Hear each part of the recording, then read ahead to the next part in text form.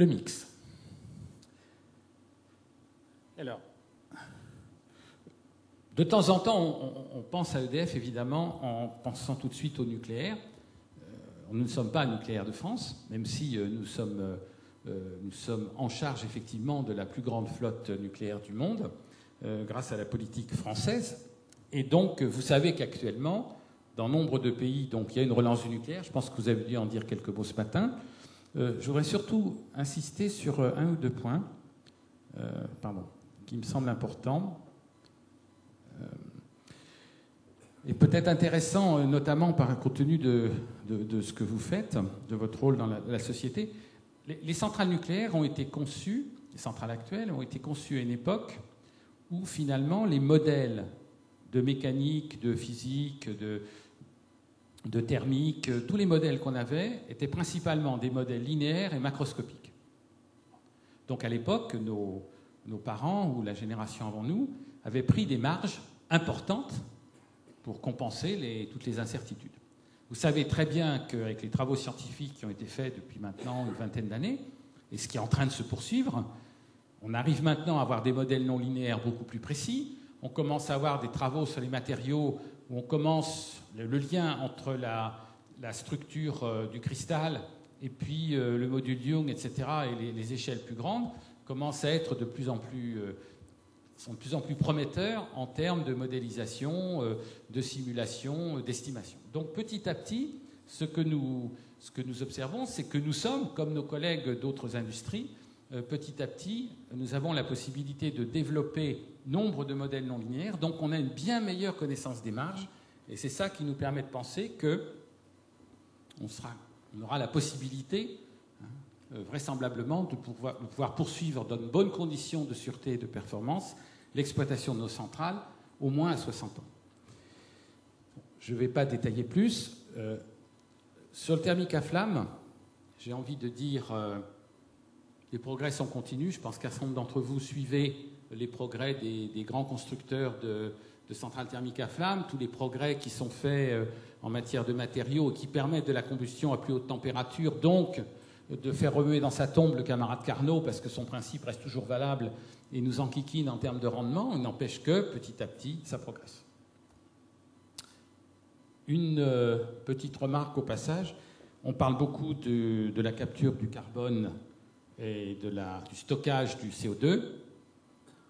Il me semble que si on est honnête, on est loin encore d'une possibilité d'exploiter, de créer toutes les centrales nouvelles de manière systématique avec du CCS.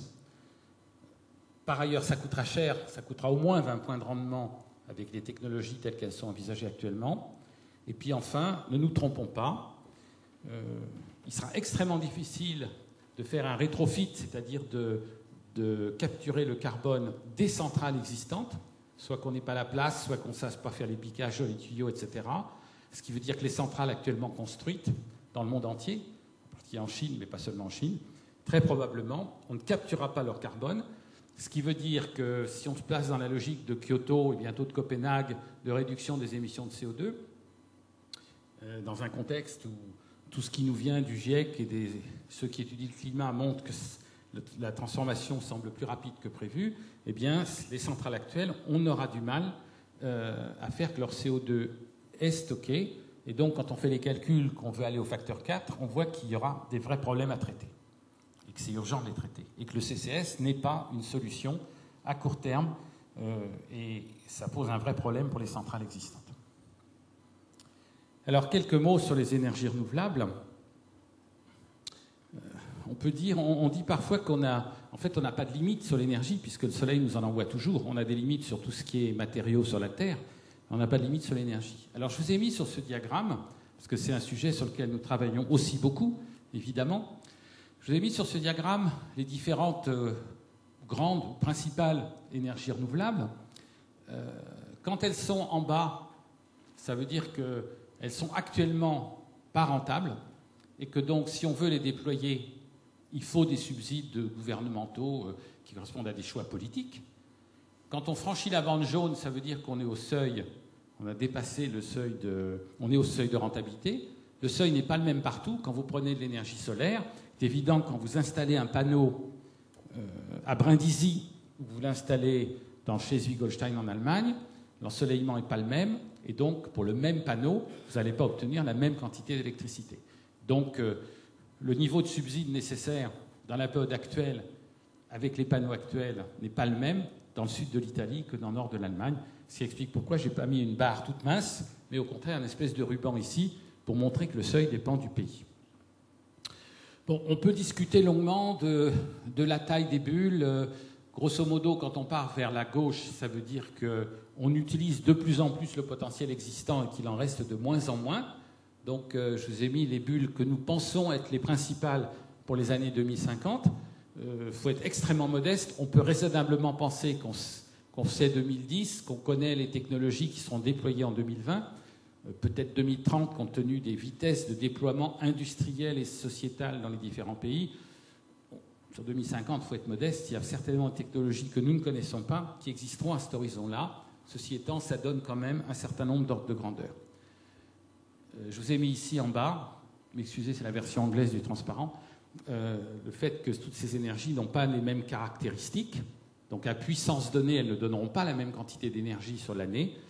Et suivant qu'elles sont stockables et flexibles ou non, qu'elles sont intermittentes ou non, qu'elles sont dispatchables ou non, on a des caractéristiques finalement différentes.